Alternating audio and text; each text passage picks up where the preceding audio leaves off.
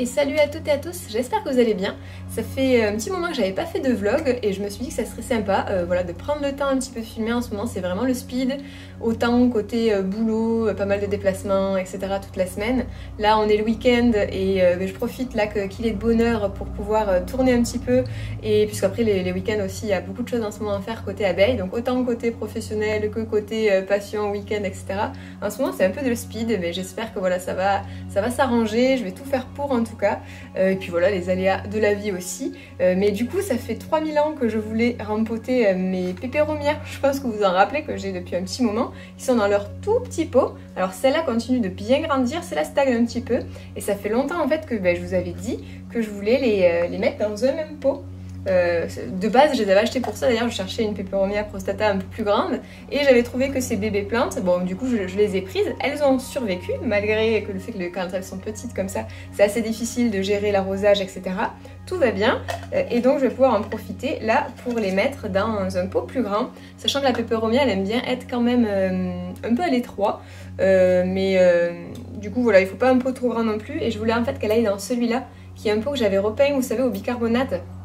Je vous l'avais filmé d'ailleurs, je pense, celui-là, qui était un pot au départ tout bariolé, avec des couleurs un peu vives, mais qui allait pas chez moi, donc du coup j'ai tout repeint, et je trouve que cette couleur est plutôt sympa. J'ai fait un mélange de plusieurs couleurs, et j'avais recouvert, vous voyez, d'un vernis, pour en fait que les feuilles, c'était vraiment pour cette plante, du Peperomia ressortent dessus, et qu'il n'y ait pas le côté agrippant. J'adore l'effet poterie que ça peut avoir sur certains pots, le laisser bien mat. Mais là voilà, pour la plante, je trouvais que c'était sympa d'avoir quelque chose d'un petit peu brillant pour faire ressortir les feuilles. Donc ça va être l'objectif de la rempoter, sachant qu'elle fait un truc de fou. Je pense qu'elle fleurit. Je savais même pas que les Peperomia prostata pouvaient fleurir. C'est pas très joli d'ailleurs leurs fleurs, en fait ça fait comme ça de longues... vous voyez, ils appellent ça des épis. Et en fait, je pense que c'est parce qu'elle se porte bien qu'elle fait ça, donc c'est bon signe. Vous voyez là c'est sa tige de feuilles et elle fait cette espèce d'épi tout long comme ça. Elle le fait là aussi. Alors je sais pas si ça ressortira bien, peut-être que je vous mettrai une photo. Et j'avais jamais vu ça. Voilà, donc j'ai vu ça aujourd'hui, ce matin en me levant. J'aime bien faire le tour des plantes. Quand j'ai le temps, je le fais de moins en moins et d'ailleurs certaines en pâtissent. Là ça va plus du tout, je me suis dit il faut vraiment que je ralentisse le rythme, puisque si même je prends plus le temps de faire le tour de mes plantes, ça va pas. Mais on va arranger tout ça, on va prendre des dispositions pour. Et d'ailleurs j'ai vu du coup comme ça qu'elle me faisait ça. Alors je pense que c'est pas d'aujourd'hui, parce que là c'est assez long quand même ces petits épis. Je vais les laisser pour l'instant, sachant que c'est vrai que les plantes d'intérieur, quand elles font des fleurs, elles se... du coup elles s'appauvrissent un peu, elles vont peut-être moins faire de feuilles, donc autant, elles n'ont pas trop d'intérêt ces fleurs là, autant je les couperai. Je sais pas, je vais pas faire ça tout de suite de toute manière. Là on va s'occuper du rempotage. J'ai attendu un petit peu avant de les arroser, sachant que je suis un peu en retard aussi dans mes arrosages, il faut dire. Et on va essayer d'y aller le plus délicatement possible. De toute façon moi j'aime bien attendre que mes plantes que je rempote, elles soient pas, que je vienne pas de les mouiller, c'est plus simple là du coup pour enlever le pot sans trop d'embûches, et je les arrose bien après le rempotage. Moi je fais comme ça, je sais pas si c'est la meilleure façon de faire, mais en tout cas moi je trouve que c'est un petit peu la plus pratique. Voilà, alors le Peperomia prostata aime bien les terreaux drainés. On le voit là de toute façon dans le terreau, je sais pas si vous voyez, il y a des petits points blancs, donc ça c'est la perlite. Et moi aussi j'en ai prévu là dans mon bac, je sais pas si vous verrez, un peu de terreau, pour mettre entre en fait, même si je veux pas qu'elle soit noyée dans un pot, il y aura certainement des trous à combler.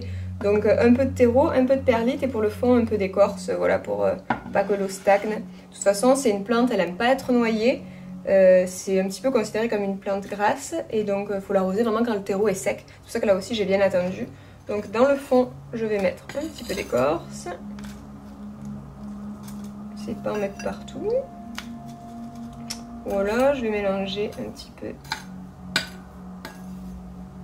de perlite et de terreau. Le terreau c'est un terreau de rempotage tout à fait basique. Hop. J'en ai pas prévu des masses parce que du coup mon pot est pas très grand et je vais garder son terreau de base. Et donc j'aimerais la faire retomber. L'objectif c'est dans mon pot de la faire retomber. Donc on va voir comment je vais les disposer,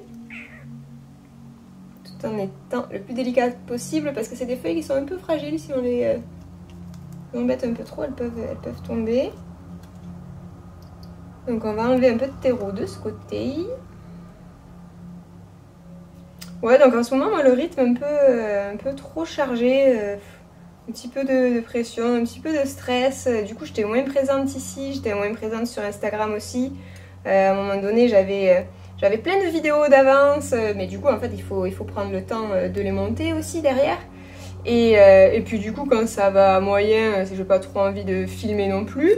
Là, on est sur une phase qui va mieux, qui va s'arranger. Enfin voilà, j'ai pris des décisions aussi que je vous partagerai ici quand ce sera fait voilà, pour vous tenir au courant. Mais une de mes, comment dire, de mes résolutions de l'année, c'était de prendre plus le temps. Et je me suis rendu compte en fait dans les faits que c'était pas du tout... je mettais rien en œuvre pour ça en fait cette année et que c'était plus au contraire un peu le speed. Alors celle-là je vais la mettre comme ça. Donc on va prendre les choses en main pour que ça change, pour être moins aussi un peu stressé. Et là, le fait de s'occuper des plantes, eh bien, ça fait du bien. Hop. Après je vous partagerai aussi des choses sympas que j'ai... Du coup je me suis trouvé un petit livre en vide-grenier, il faudra que je vous en parle tout à l'heure. Et aussi sur la simplicité, enfin je me rappelle plus exactement du titre. C'était l'art de la simplicité il me semble. Et ça faisait un petit focus sur la maison et sur comment certaines fois parfois les objets peuvent nous encombrer. Alors moi je suis pas du tout minimaliste, hein, mais je trouvais que c'était inspirant de lire un petit peu sur ça. Ça parlait aussi de faire des pauses, enfin c'était vraiment faire du tri, s'alléger des choses qui nous apportent pas forcément de plaisir, un peu comme Marie Kondo. Je sais pas si vous avez lu ou vu les reportages sur Marie Kondo, ils en ont fait je crois que sur Netflix. Elle a écrit sinon des livres bien sûr sur comment on peut faire le tri et se séparer des objets ou des habits qui nous apportent pas de plaisir. Et c'est vrai que moi en fait j'ai l'habitude de stocker pas mal au cas où ça peut servir. Des habits pour traîner à la maison, des habits pour bricoler et en fait j'en ai beaucoup trop. Et je me disais l'autre fois que ça me ferait du bien de faire un grand tri. Un petit peu, à la fois t'allèges tes placards et t'allèges ton esprit aussi. Et du coup, il m'a attiré ce bouquin en vide-grenier, je l'ai vu. Alors pour autant, la simplicité et la sobriété, c'est pas forcément du coup mes habitudes, mais je me suis dit que ce serait intéressant d'avoir ça comme pour donner un peu des pistes, pas forcément à tout suivre, mais je me suis dit que ce serait intéressant. Là, je comble les petits trous où il manque du terreau. C'est pas évident à voir puisque du coup j'ai collé là les deux. Ça ressort pas trop mal, mais je pense qu'il y a des endroits où des petits trous de terreau là par exemple sur le côté. Et il n'y a pas eu trop de casse, je suis contente. J'avais enlevé un peu ça de l'ancien terreau qui est tout sec. J'ai 2-3 petites feuilles qui sont tombées. Mais ça, normalement, ces feuilles-là, si je les mets, je pense que je les mettrais dans mon terrarium. Il paraît que dans un milieu très humide ou sur de la sphaigne très humide, elles peuvent raciner. Et donc, pourquoi pas. Ça peut être un test. Après, si c'est juste des petites feuilles comme ça, je sais pas trop si ça marchera. Voilà. Mais du coup, je vais... la mettre à baigner, bien l'arroser et je pense que ce sera plutôt très cool dans son cache-pot. Je vais là de suite la mettre quand même à baigner. Et je vais essayer attention de ne pas faire traîner les feuilles dans la soucoupe. Je faisais pareil quand elles étaient petites, j'aimais bien, dans leur petit pot, leur mettre les pieds dans l'eau et comme ça elles buvaient vraiment ce qu'elles voulaient. Et tu le vois en fait la plante, hop, tu as le niveau d'eau très rapidement qui baisse. Et là, peut-être un tout petit peu par le dessus, aux endroits où il y a des trous. Il faut faire attention de ne pas trop mouiller les feuilles, et c'est là où c'est délicat. Faut pas que ça pourrisse. Je vais en profiter moi pour faire une petite pause thé pendant que ça boit. Et d'ailleurs, dans le livre, ils en parlaient de ça. De prendre le temps voilà, de faire des pauses. Et c'est vrai qu'on a l'habitude de faire 3000 choses en même temps. Enfin, en tout cas, moi pour ma part. Et jamais vraiment de prendre le temps de rien faire ou juste de savourer thé calmement. Et je trouve qu'on a l'habitude de faire plein de choses à la fois. Et de mettre de temps en temps, je pense, son cerveau sur pause. Et moi, je m'en rends compte, hein, les seules fois où on prend un peu de temps pour lire un livre ou pour se poser, c'est là où on a plein d'idées aussi créatives. Et je pense que, en tout cas moi en ce moment, il m'en manque de plus en plus de ces temps un petit peu off où on se consacre juste à faire les choses qui nous font du bien ou juste à prendre le temps tout simplement. Ça paraît simple, mais c'est pas, si c'est pas dans nos habitudes ou que voilà, on se dit pas il faut que je change ça, je pense que c'est difficile un peu à amorcer. Mon thé est hyper bon, très doux. Je vous avais parlé l'autre fois que j'avais retrouvé un thé à la fleur d'oranger chez moi. Un thé qui était certainement périmé, mais qu'on va faire il y a longtemps, mais qui était toujours bon. C'était le thé de la marque Thé de la Pagode, je crois, qu'on trouve en magasin bio. Et donc depuis, je l'ai quasiment fini. Là, je l'avais aussi amené au bureau. Et c'est un nouveau thé à la fleur d'oranger. Enfin, nouveau, je crois qu'il a un peu plus d'1 an, mais moi je le connais juste depuis un mois. C'est le thé de Greenma à la fleur d'oranger. Qui est, alors c'est pas pareil que le thé de la Pagode. Le thé de la Pagode, c'est un thé blanc uniquement, fleur d'oranger. Et la fleur d'oranger était quand même en fond, vous voyez. Là, elle est, je trouve, beaucoup plus présente. L'odeur est super douce, réconfortante. Les deux ont rien à voir. Celui-là, je crois qu'en plus, il y a du thé vert, il me semble. Ouais, terling vert, écorce d'orange, thé blanc aussi. Pétales de rose et arômes naturels de fleurs d'oranger. Ce que j'aime toujours dans leur thé, c'est que c'est que des arômes naturels qu'ils ont. Et je trouve qu'il est un peu plus travaillé en termes du coup de senteur. Et alors il sent très fort, très bon, mais moi j'adore. Et après en goût, parce qu'on le laisse uniquement 2-3 minutes, il est très parfumé mais tout en douceur. Au départ quand je l'ai senti, j'ai adoré l'odeur, mais je me suis dit ah ce sera peut-être un peu fort en thé, enfin une fois infusé. Et pas du tout, il est super doux, enfin, j'adore ce thé, je l'ai adopté mais depuis maintenant je pense, ça fait combien? Pas longtemps, hein, 3 semaines, mais déjà ça devient un rituel comme ça quand j'ai besoin un peu... je trouve que c'est apaisant de suite, il faut pas le laisser longtemps, je crois que c'est juste 2-3 minutes. Ah, c'est une édition limitée je vois, je pense que c'est une édition limitée celui-ci parce que vous voyez il a un dessin là, et ça je crois que c'est, on appelle ça un sigil il me semble. C'est des symboles qui du coup la représentent l'amour et c'est Cécile qui fait ça, qui est une femme très talentueuse d'ailleurs, qui écrit aussi pas mal de cartes de vœux assez inspirantes et qui du coup a fait des illustrations là en édition limitée et vraiment très bon. Si vous aimez la fleur d'oranger, je vous le conseille grandement. Moi j'adore, c'est vraiment... je m'étais fait ça, là je vais aller me faire mon petit déjeuner, prendre certainement un petit croissant pendant que ma plante boit et puis je vous retrouve là-bas. Voilà, pendant que ma plante fraîchement rempotée était en train de boire, moi j'ai bien mangé, j'ai mangé un croissant au chocolat. Je sais pas si les gourmands et les gourmandes parmi vous connaissez les croissants au chocolat, mais c'est parmi la meilleure chose qui existe. Pour le petit déjeuner, déjà il n'y a plus, je trouve, de débat entre pain au chocolat ou chocolatine. Ça fait consensus, vous avez le croissant qui a le côté un peu feuilleté, beurre, qu'on aime trop, enfin que moi j'aime trop, avec dedans les petites barrettes de chocolat. Bon, c'est une des meilleures choses qui existent. Dites-moi en dessous si vous connaissez. Moi vraiment c'est un de mes petits plaisirs du week-end là. Quand on a le temps d'aller prendre un bon petit déjeuner avec mon thé, c'était parfait. J'en ai profité, je me suis lavé les mains aussi et j'ai remis les bijoux que j'avais enlevés pour le jardinage, rempotage. D'ailleurs je vous ai en parlé parce que c'est la marque Who We Are, que je vous avais déjà parlé, dont je vous avais déjà parlé sur la chaîne l'année dernière, qui est une marque qui propose des bijoux, vous savez, plaqués or 18 carats et qui sont d'une très bonne qualité. C'était pour ça aussi que je voulais vous en reparler, puisque l'année dernière j'avais craqué pour une chevillère qui est très jolie, et qui surtout a super bien duré dans le temps, puisque je l'avais eu en début de saison de l'année dernière. Je l'ai portée tout l'été.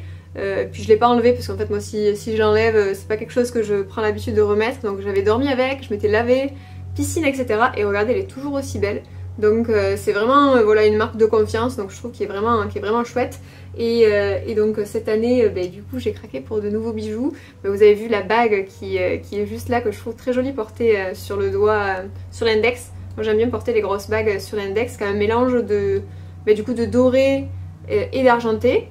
Et un de mes coups de cœur cette année c'était les boucles d'oreilles. Mais je pense que vous les avez déjà vus en vidéo, vous m'avez déjà posé des questions sur qu'est-ce que c'était ces boucles d'oreilles là. Ma famille et mes amis aussi me l'ont demandé parce qu'elles sont vraiment, je trouve, originales en fait.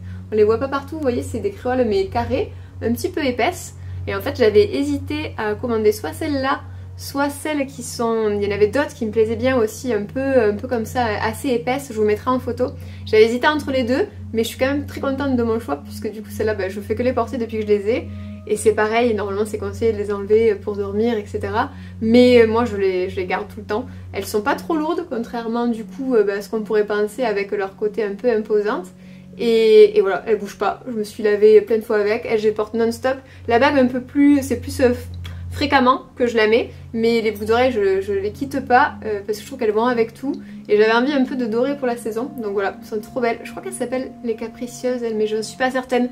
Je vous mettrai de toute façon les références en barre d'infos si jamais ça vous intéresse. Et en collier, je vais vous présenter aussi les colliers que j'ai, comme ça vous fera une petite présentation complète des bijoux que j'ai chez eux. Il s'appelle le Chanceux celui-là je crois, j'avais retenu son nom puisque du coup du côté fer à cheval. Et en fait j'en recherchais depuis un petit moment un collier comme ça, puisque j'en avais un, je pense qu'il y a maintenant quelques années, que j'aimais beaucoup au début, mais comme ça avec cette forme de fer à cheval que moi j'aime bien. Et qui en fait c'est devenu hyper oxydé très rapidement. C'était c'était je crois doré à l'or fin, et c'est différent quand on vous dit doré à l'or fin et là plaqué 18 carats, puisque le doré à l'or fin a une couche beaucoup plus fine d'or qui fait qu'elle s'abîme beaucoup plus facilement. Et d'ailleurs ma tante me l'avait dit ça, quand on a un bijou qui est bien plaqué, il ne bougera pas dès le début, tu le verras. Et c'est vrai que ceux-là ils bougent pas, vous pouvez faire confiance les yeux fermés.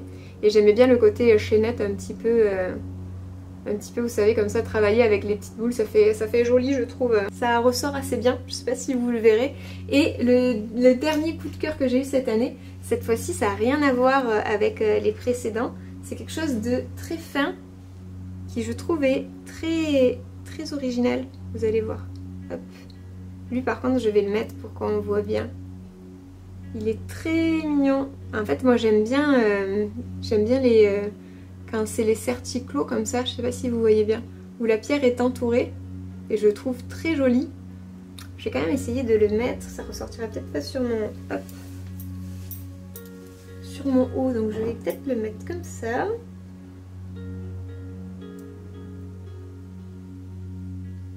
Et vous avez deux petits anneaux, selon comment vous voulez les régler. Allez, je l'enfile et je vous montre ce que ça donne. Et voilà ce que ça donne une fois porté dans un endroit lumineux. Je sais pas ce que vous en pensez. Moi je le trouve très joli, fin, délicat et à la fois original. Donc j'en suis très contente. En plus on le sent pas du tout. Donc voilà pour mes jolies trouvailles chez Wu et alors j'en suis très contente. Puisque je sais en plus qu'elles vont me durer dans le temps. Et ça pour moi c'est important. Voilà, le gage de qualité que j'ai je sais que voilà, qu'il y a des bijoux que j'ai depuis plus d'1 an qui n'ont pas bougé, donc ça c'est rassurant. Et puis voilà, j'espère que ça vous aura plu cette petite découverte là. À la fin de vos achats, en plus chaque fois qu'on fait commande chez eux, à la toute fin on peut reverser une partie de notre commande. Alors je crois que c'est calculé en pourcentage, où il y a un petit... pour chaque commande de fête, il y a une petite part qui est reversée, que vous choisissez à une association, soit de la SPA, soit de la biodiversité, enfin vous pouvez soutenir la cause qui vous tient à cœur. Et en plus vous pouvez mettre mon code promo qui est toujours valable si jamais voilà, vous vouliez craquer pour un des produits ou découvrir les bijoux qu'ils ont sur leur site. Ça peut toujours être utile, c'est je parle trop 10 et ça vous donne 10% voilà, sur votre commande. Donc je vous récapitule tout de toute façon comme d'hab en barre d'infos si jamais voilà, vous vouliez craquer vous aussi ou pour offrir un cadeau. D'ailleurs on emballera ensemble des cadeaux pour ma maman pour la fête des mères à la fin. J'avais prévu un petit furoshiki pour qu'on fasse un emballage ensemble des cadeaux que je vais offrir à ma maman. Voilà pour ça, pour le côté bijoux. Je voulais partager aussi mes trouvailles cette fois-ci de seconde main de vide-grenier.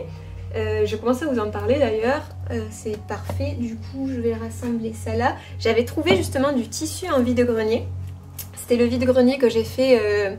je crois que c'était il y a 2 semaines de ça, je vous avais partagé sur Instagram du coup l'ambiance, j'aimais beaucoup ce petit vide-grenier, c'était en fait c'est une association qui gérait ça.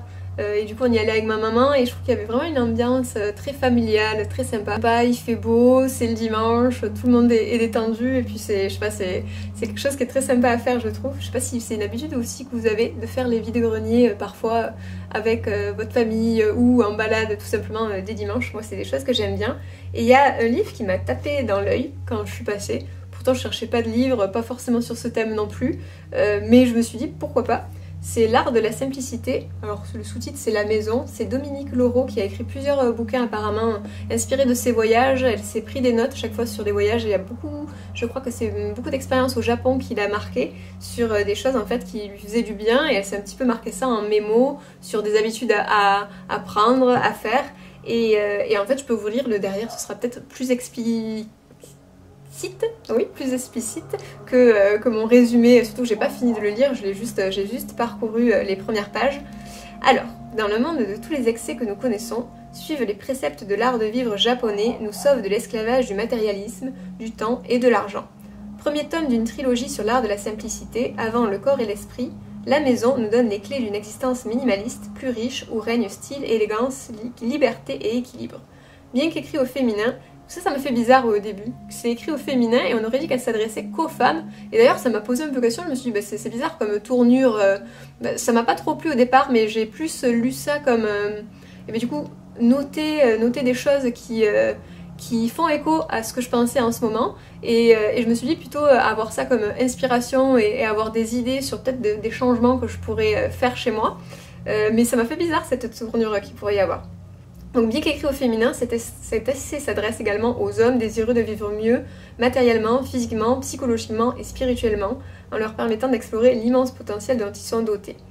Donc en fait voilà, c'est une personne qui a beaucoup voyagé, qui a été conquise un peu par tout ce qui est calme, esthétique, zen. Enfin voilà, elle propose plusieurs séminaires sur ces thématiques-là. Je la connaissais pas du tout, à vrai dire, moi, avant de tomber sur ce livre. Et en fait, ce qui m'a fait bizarre, c'est que la semaine d'avant, avant de voir ce livre, j'avais partagé à mon copain que justement je trouvais qu'on avait trop de choses dans la maison, qu'il fallait désencombrer nos placards, qu'on a des chambres qui sont remplies de choses qui peuvent servir, une chambre d'amis hein, surtout, un bureau en fait. Parce qu'on a un appartement, on n'a pas 36 chambres, on en a juste 2, notre chambre et une chambre d'amis, mais qui est un peu fourre-tout, on a des choses qui peuvent servir au cas où. Et je sais pas, en plus en ce moment j'ai l'impression que j'ai besoin de faire du vide, de faire du tri. Et quand j'ai vu ça, je me suis dit, ah ben c'est marrant, ça fait totalement écho un peu à ce... J'ai parcouru, vous savez, les chapitres, je me suis dit, c'est marrant, ça fait écho à ce que je pensais, ce que j'étais en train de me poser comme question. Donc je me suis dit, ben pourquoi pas. Alors je vous en reparlerai quand j'aurai fini de le lire. Mais en tout cas, je trouvais que c'était marrant les coïncidences parfois comme ça. Et je trouve que ça peut... Alors voilà, je vais pas me servir de ça et je vais pas pour devenir, vous savez, minimaliste du jour au lendemain. Moi j'aime les objets, les vieux objets, ce qu'ils racontent, les livres aussi, j'aime garder mes livres, j'aime avoir des plantes, donc je vais pas changer de vie du tout au tout, mais je pense mettre en place certains mécanismes, voilà, on peut toujours s'inspirer de trouver des petites choses qui font écho à ce qu'on pense. Donc voilà pour cette première trouvaille. J'ai trouvé aussi ça qui n'est pas propre encore, par contre le livre je l'ai désinfecté à l'alcool dès que je l'ai eu chez moi, mais ça je l'ai pas encore nettoyé et je voulais m'en servir comme vase. Je trouve que j'aime bien la couleur un peu ancienne comme ça du verre et je me suis dit qu'avec des fleurs séchées ce serait plutôt joli. Voilà, c'est pareil, une petite trouvaille à 50 centimes, je ne me suis pas ruinée. En fait j'avais besoin de rien de ce vide-grenier, c'est juste qu'il m'a tapé dans l'œil parce qu'en fait j'ai des bougies un petit peu en verre fumé comme ça et je me suis dit que ça irait bien dans ma déco. Donc vous avez 2 contre-exemples parfaits, la simplicité qui vous invite à ne pas avoir trop d'objets chez vous et les craquages des vides-greniers qui sont pas forcément des objets dont on a besoin mais qui m'ont fait du bien en tout cas. Et j'ai trouvé aussi du tissu, alors c'est pas celui-là, ça c'est le tissu que je voulais pour emballer le cadeau pour ma maman. J'ai trouvé du tissu un petit peu provençal et là j'aimais bien le motif, alors je les ai pas sur moi parce que je les ai donnés à ma mamie qui va peut-être me faire des petites serviettes, à voir. Mais du coup je vous montrerai ce que ça donne. Et voilà, c'est des chutes de tissu, vous pouvez vous en servir pour faire vos paquets cadeaux, vous pouvez vous en servir, vous en trouvez pour quasiment rien, puis vous pouvez vous en resservir, des chiffons, moi je me sers pour essuie-tout, etc. Donc c'est tout le temps les vides-greniers, je trouve, des endroits où on peut trouver de belles chutes si vous cousez. C'est pas très beau si vous cousez, mais je crois bien que ça se dit. Enfin bref, si vous faites de la couture, il y a plein de choses à faire avec ces chutes du tissu là pour quasiment rien. Et du coup d'ailleurs je vais en profiter pour faire mon petit emballage cadeau avec vous, parce que l'autre fois je sais que ça vous avait plu quand je vous avais parlé justement des différentes techniques d'emballage de cadeaux, la méthode un peu furoshiki, toujours inspirée du Japon, qui consiste à prendre du coup des chutes de tissu ou un foulard ou autre pour emballer vos papiers cadeaux, réutilisables à l'infini. Ça c'est un tissu que j'avais trouvé chez Emmaüs, que je trouvais très joli, les petits imprimés, et je vais emballer un des cadeaux que j'ai pris pour ma maman. D'ailleurs, si tu passes par là, maman, il faut plus regarder la vidéo si la fête des mères n'est pas passée. Du coup, je vous parlais tout à l'heure du thé Greenma, un des derniers que je venais de goûter, qui était un thé bio à la fleur d'oranger que j'aime beaucoup. Et j'en ai pris un pour ma maman. Alors pas à la fleur d'oranger parce que je sais que c'est pas forcément une des saveurs qu'elle adore, mais elle est très gourmande aussi et elle aime bien tout ce qui est chocolat, etc. Et l'infusion au cacao de chez Greenma, depuis des années ça par contre, c'est pas une découverte, c'est moi une de mes infusions préférées. Donc je lui en ai commandé une que j'ai fait personnaliser, c'est une option qui est disponible depuis pas très longtemps, je pense peut-être maintenant 1 an, chez Greenma, qui est une très bonne idée je trouve, qui est que vous pouvez faire inscrire sur l'étiquette en fait ce que vous souhaitez. Donc moi j'ai fait inscrire maman avec un petit cœur comme ça, c'est trop mignon. Et donc c'est son pot personnalisé, je l'avais fait l'année dernière aussi pour ma petite sœur. Je lui avais fait inscrire son surnom sur son bocal. Je lui avais pris aussi l'infusion de cacao parce que c'est ma préférée. Et ça lui avait beaucoup plu, je trouve que le geste est mignon. Et j'ai lu il y a pas longtemps sur Instagram en plus que Greenma, ils ont un code promo spécial pour la fête des mères. C'est le code maman. Et je crois que ça offre la livraison offerte sans minimum, il me semble, dans comment on appelle ça, les points relais, vous savez. Donc ça peut être utile si jamais vous vouliez découvrir. Il y a toujours mon code promo aussi qui est cumulable en plus. Le code promo, vous savez, c'est un code de parrainage, donc ça vous donne 5 € pour votre première commande et ça me donne aussi 5 € à moi. Donc si jamais vous vouliez découvrir ça, et bien du coup, je vous le récapitule aussi en dessous, ça peut être utile. Et voilà, donc voilà pour mon bocal Greenma, hop, que je vais emballer. Alors je vais peut-être baisser la caméra pour que vous voyez la petite technique qui est très simple. Hop. Alors je pense que mon tissu est très grand comparé à mon bocal, mais c'est pas grave, hop. Donc je le mets au milieu, je le roule d'un bout à l'autre, hop, de mon carré de tissu. Voilà, on arrive avec ça, vous verrez bien. Après, il suffit de rabattre les côtés. Hop.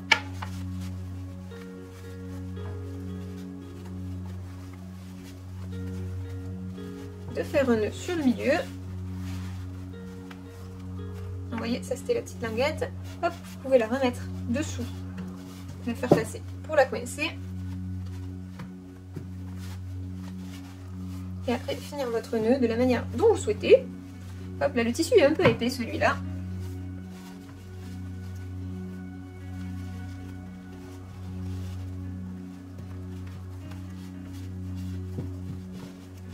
Vous arrangez hop, comme vous souhaitez. Donc, moi je suis pas une grande couturière, j'ai même pas fait de bord, j'ai juste découpé mon tissu.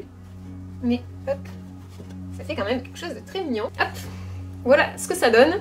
Mais à la fois, comme je vous disais, il est protégé, puisque du coup là le vert, il n'y a aucun souci dans le tissu. À la fois ça fait un tissu qui peut être réutilisable après, et ça fait un paquet qui est ma foi plutôt joli. Vous pouvez mettre aussi entre des feuilles, parfois je fais sécher moi de l'eucalyptus, j'en mets un petit peu au milieu, ou voilà, ou tout simplement avoir votre paquet clé en main que vous pouvez transporter facilement. Donc voilà pour un des petits paquets cadeaux que j'ai fait pour ma maman. Et puis je pense que j'ai fait le tour de ce dont je voulais vous parler. Je voulais vous montrer aussi, je vous ai pas montré la plante qu'on a rempotée au début de la vidéo, où c'est que je l'ai placée, donc on va finir sur ça. Et puis j'espère que vous aurez passé un bon moment. Voilà, je vous souhaite un bon dimanche, prenez du temps pour vous, et puis moi je vous dis à la prochaine par ici. Salut!